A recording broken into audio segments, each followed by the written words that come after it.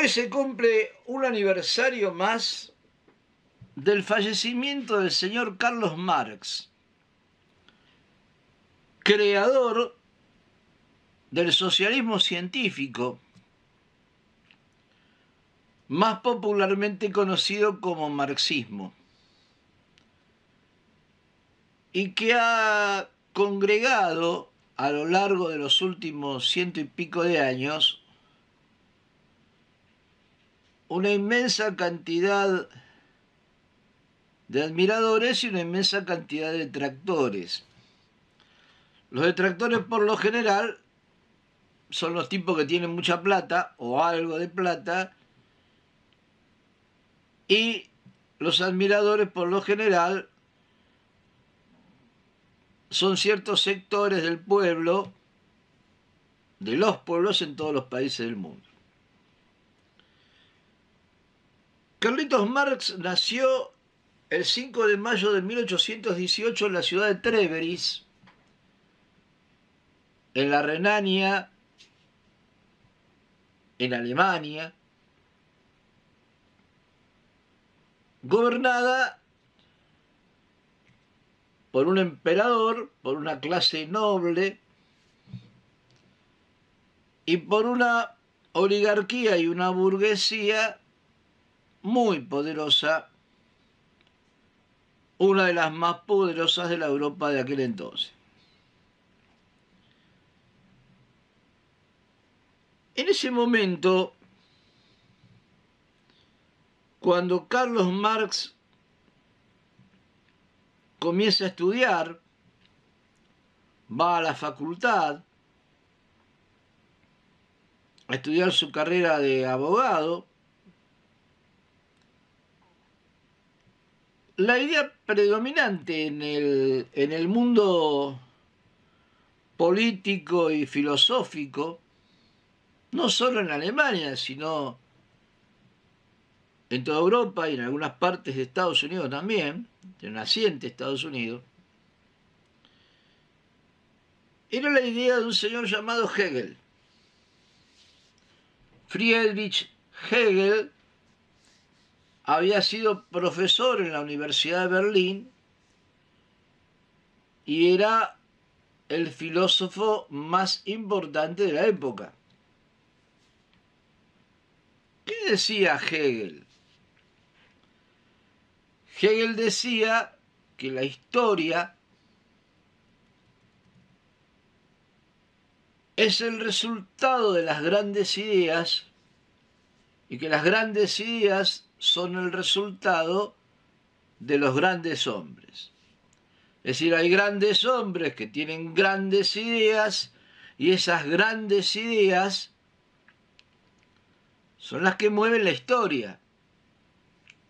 La historia no es otra cosa, dice Hegel, que la concreción en el terreno de la práctica de las grandes ideas que tienen estos tipos, que son los cráneos a los cuales la naturaleza, Dios o el universo han consagrado como tipos geniales. Entonces, decía Hegel, y esto lo desarrollo yo, hubo grandes científicos, grandes estadistas, grandes militares, grandes filósofos, que han iluminado a la humanidad y la siguen iluminando, y gracias a ellos la historia se mueve. Si ellos no existieran o no hubieran existido, no habría historia. Esto es lo que decía Hegel, y esto es lo que estudiaban en la universidad a la cual Carlitos Marx fue a intentar convertirse en abogado. En aquella época, en la Universidad de Berlín, ciudad capital a la cual se trasladó Carlos Marx para estudiar, y que era una de las más importantes de Europa, en la Universidad de Berlín había un grupo de estudiantes que se autodenominaban los viejos hegelianos. y otro grupo incipiente, minúsculo, que empezaba a cuestionar las ideas de Carlitos Marx, las ideas de Hegel, que era el grupo de los jóvenes hegelianos, grupo al cual adherió el joven Carlos Marx. ¿Por qué a este grupo de estudiantes no les cerraba bien la historia de que, bueno, había unos cráneos que la sabían toda y que eran los que conducían a la humanidad para bien o para mal en su derrotero por el mundo? No, no. Se las voy a hacer corta porque esto da para mucho y son temas filosóficos que a lo mejor son un poco aburridos, ¿no? Uno se aburre de tanta filosofía. Carlos Marx descubrió, o llegó a la conclusión, de que la historia no la hacen los grandes hombres. La historia la hacen los pueblos. Y la historia no es otra cosa que la batalla, que la lucha entre clases sociales antagónicas. De un lado están los ricos, del otro lado están los pobres, y en esa batalla, en esa lucha del pueblo, de los pueblos por conseguir sus derechos, se pone en marcha la rueda histórica. Porque son los pueblos los que crean la riqueza. Son los pueblos los que crean las máquinas, son los pueblos los que aran la tierra, son los pueblos los que hacen circular los bienes. Y son los pueblos los que siempre son oprimidos por un grupo minúsculo de propietarios, de patrones, de gente que tiene el poder económico y que son los dueños de las empresas, los dueños de todo lo que existe en materia productiva. Esto que narrado así parece una estupidez, una tontería, yo era así, ya sé. Hace 100 y pico de años no lo era toda una revolución. O sea, ¿cómo le vas a decir a la gente que la historia la hacen ellos? No. Bueno, esto hoy se sigue discutiendo. Y los partidos que no son de izquierda, que son de derecha o que están en el medio, quieren seguir convenciendo al pueblo de que la historia la hacen los grandes pensadores. Entonces, si la historia la hacen los grandes pensadores o las grandes pensadoras, los derechos no son cosas que uno debe tener porque se las merece, sino que está en debate. Vamos a debatir si hay derechos. Vamos a debatir si las necesidades engendran derechos. Porque si vos no haces la historia como pueblo, no tenés derecho a nada. Si te los quieren dar, te los dan, si te los quieren sacar, te los sacan. Esto es lo que decía Carlos Marx. Hay un puñado de individuos que son los dueños de todo. Y hay una inmensa masa de trabajadores que somos los que vendemos nuestra fuerza de trabajo, nuestro laburo, nuestro esfuerzo, para crear todas aquellas cosas de las cuales disfrutan estos atorrantes.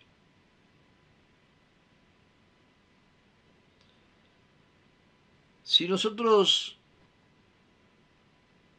vamos a lo que está pasando en el mundo hoy, vemos que en el año 2018, hace poquito, hace 7 años. 26 personas en el mundo, 26 personas en el mundo, 26 concentraban la misma riqueza que los 3.800 millones de personas más pobres. Es decir, que hace 7 años había en el mundo 3.800 millones de personas cuyo patrimonio, llamémoslo patrimonio por llamarlo de alguna manera, cuyo patrimonio todo juntito, puesto uno arriba del otro, llegaba a igualar lo que tenían estos 26 tipos, hombres y mujeres, ¿no? Bueno, esto demuestra que era cierto lo que decía Marx, que hay un puñado de grandes señores, de grandes patrones, de explotadores, de tipos que se rascan el higo, que la tienen toda, y una inmensa masa de trabajadores que nos rompemos el culo laburando para que ellos vivan bien. Y cuando dejamos de laburar nos jubilamos con una jubilación miserable para que ellos sigan viviendo bien.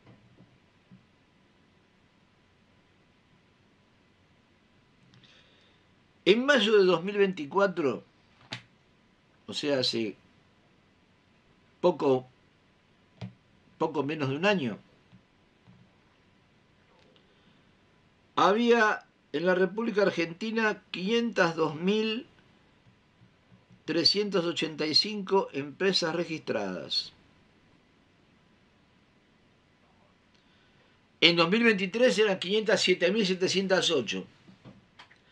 Quiere decir que entre mayo de 2023 y mayo de 2024, en la República Argentina cerraron sus puertas 5.323 empresas. Esto genera desocupación.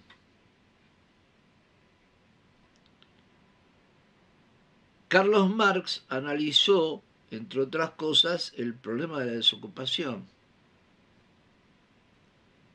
Y llegó a la conclusión, no porque fuera un genio ni mucho menos, sino estudiando,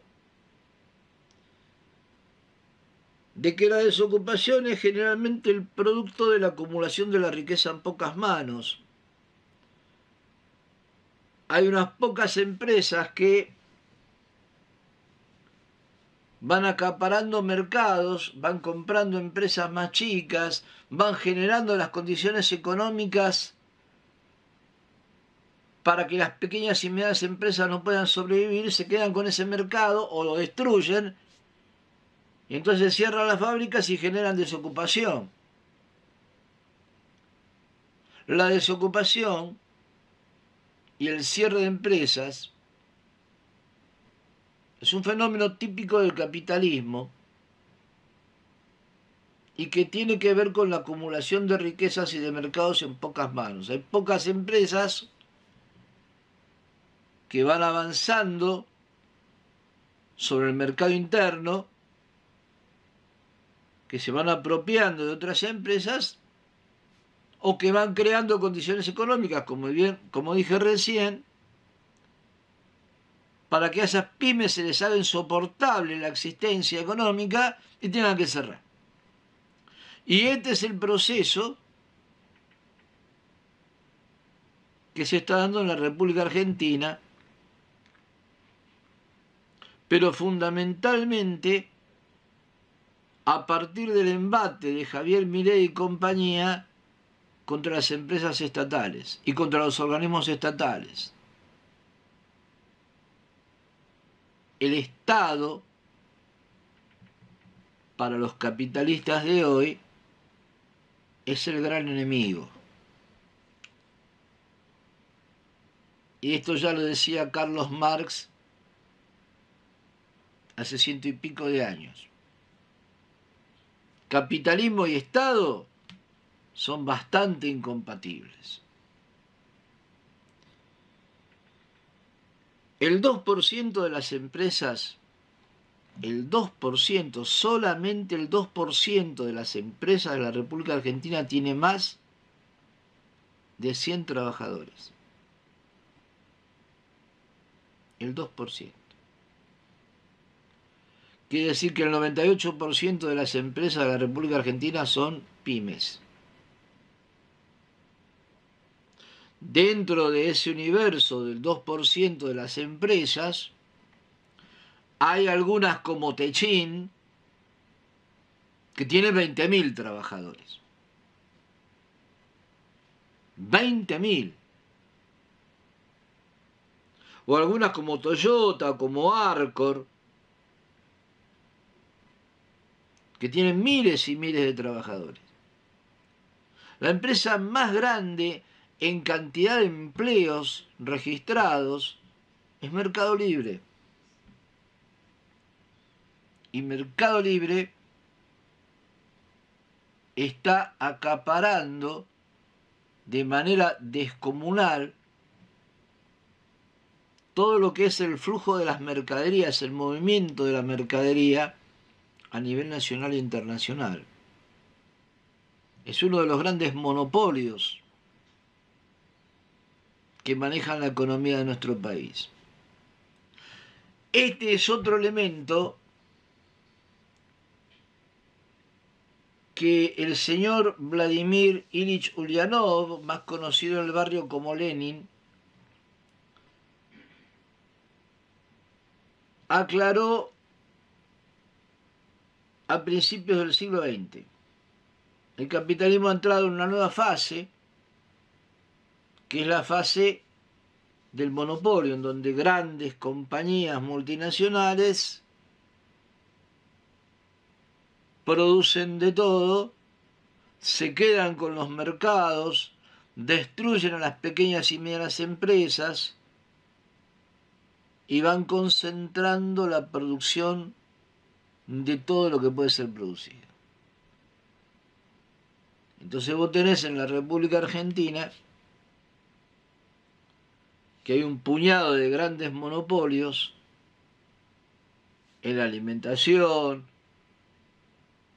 en la medicina, en la producción energética, en la producción de autos, etcétera, etcétera, etcétera, que son los que manejan la economía nacional, que son los que ponen y sacan presidentes, que son los que ponen y sacan diputados, senadores, gobernadores, jueces, que son los tipos que lo bancan a Javier Milei. Porque detrás de Javier Milei está Techin, está Arcor, está Mercado Libre y algunas otras más. Y ustedes dirán que tiene que ver con el marxismo. Sí, tiene que ver, ¿saben por qué? Porque esto ya lo pronunciaba Marx hace algo más de 100 años, 150 años más o menos, y ya lo decía Lenin hace un poco más de 100 años. Como el gran capital, los grandes patrones, son los que se quedan con la fuerza de trabajo de millones de hombres y mujeres y te dan como contrapartida de tu esfuerzo un salario miserable que no te alcanza para nada. Y encima de ese salario miserable te lo regatean y te dicen que no, que vos sos un negro de mierda, que no tenés derecho a nada y que ellos encima son buenos porque te dan trabajo. Ese versito es un versito de todos los gobiernos. Algunos lo hacen con maldad y otros por estupidez. ¿Vieron los presidentes, la presidenta, el presidente, como quieran, que siempre hablan de que las pymes dan trabajo? Las pymes no dan trabajo a nadie. Ni las pymes ni las grandes empresas dan trabajo. El trabajo lo ponemos nosotros. Porque una empresa sin CEOs y sin dueños puede seguir funcionando. Vos vas a la empresa, prendés la máquina y te pones a producir. Pero una empresa sin trabajadores no funciona. Porque somos nosotros, el pueblo, los creadores de la producción y los que ponemos en marcha la rueda de la historia. No hay historia sin lucha de clases. Yo recuerdo cuando en la década del 90, cuando fue el auge del neoliberalismo,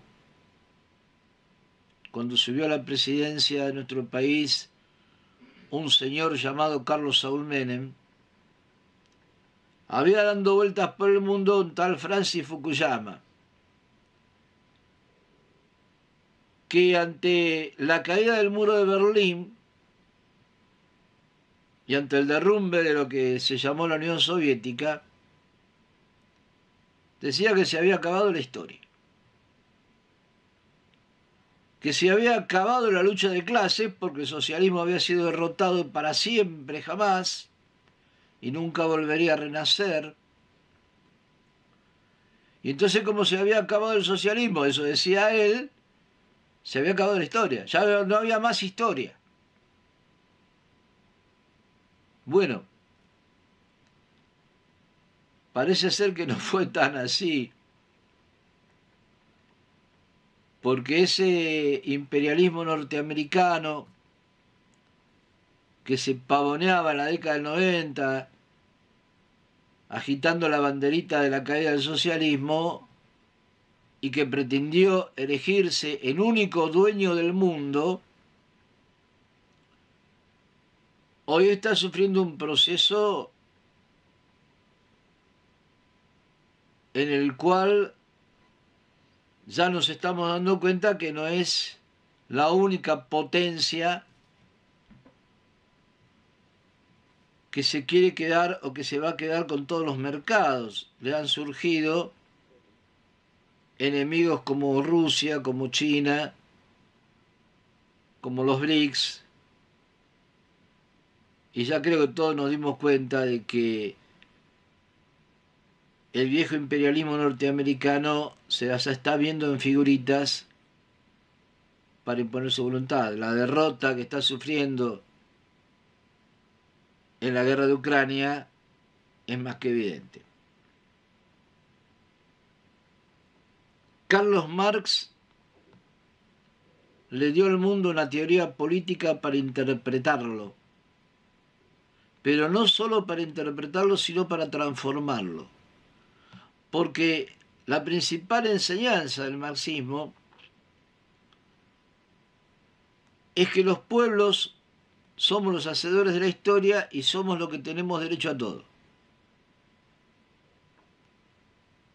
Y que como nosotros somos los que hacemos la historia, somos los que hacemos las cosas, los que producimos todo aquello que se puede producir, no necesitamos patroncitos que vengan a robarnos lo que nos pertenece.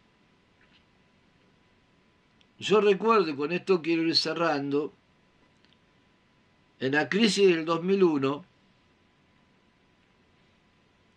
hubo empresas que fueron expropiadas de hecho por los trabajadores.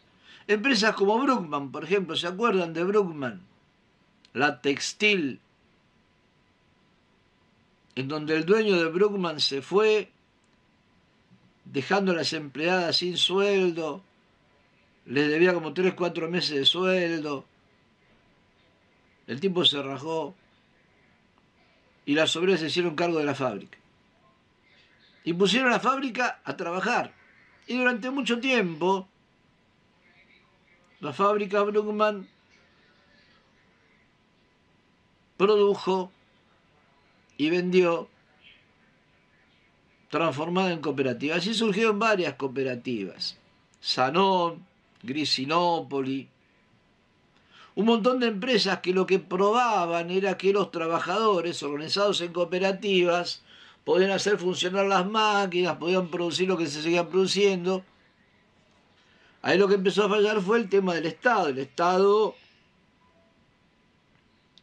dejó morir a estas fábricas. Las dejó morir. No estimuló el crecimiento de las cooperativas.